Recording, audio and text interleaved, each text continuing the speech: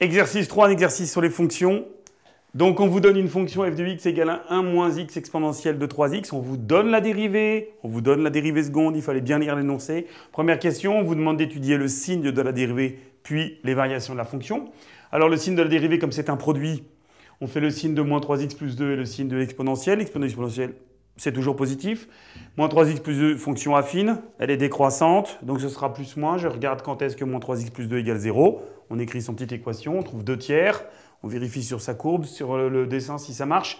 Je calcule mes deux images, plus, moins, etc. Croissante, décroissante, ça correspond en plus à la courbe qu'on a sur l'énoncé.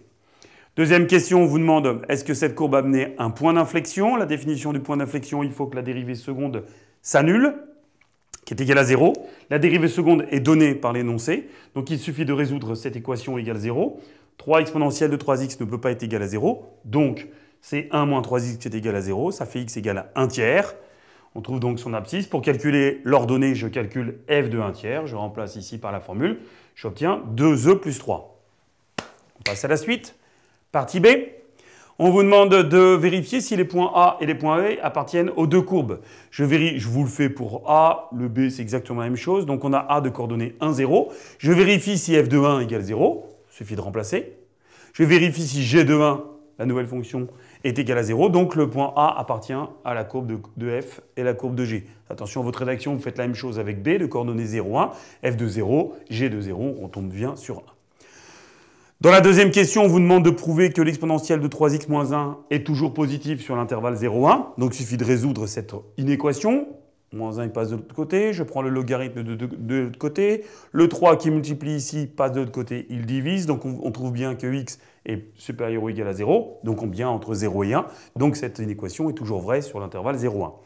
On vous demande de prouver maintenant dans la question petit b que l'exponentielle de 3x moins 1 plus x est supérieur à 0. Vous avez un nombre ici positif. X est entre 0 et 1. Si j'additionne les deux, on obtient donc une équation assez facile à résoudre. Petite équation très facile. Bien, on admet dans l'énoncé que f de x moins g de x, c'est 1 moins x exponentielle de 3x moins 1 plus x, formule qu'on vous donne, et on vous demande d'étudier le signe.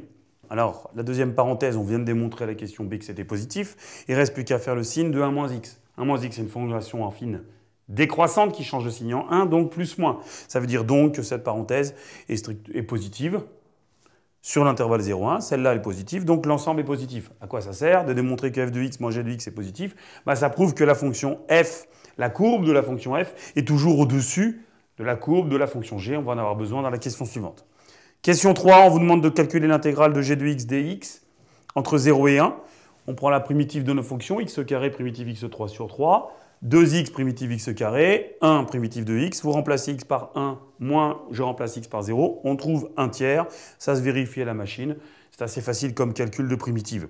On vous demande de calculer l'aire qu'il y a entre les deux courbes, vous avez l'aire de f, la courbe de f et la courbe de g, l'aire qui est entre les deux, on sait que la courbe de f est au-dessus de la courbe de g, donc l'aire c'est l'intégrale qui a sous f moins l'intégrale qui a sous g, on vous a donné la valeur de l'intégrale de f, vous avez calculé l'intégrale de g, il suffit de faire une soustraction entre les deux. Voilà, où on fait une réduction même du numérateur, on vous demande de trouver un arrondi au dixième, on trouve environ 1,5 unités d'air. Donc un exercice pas très difficile.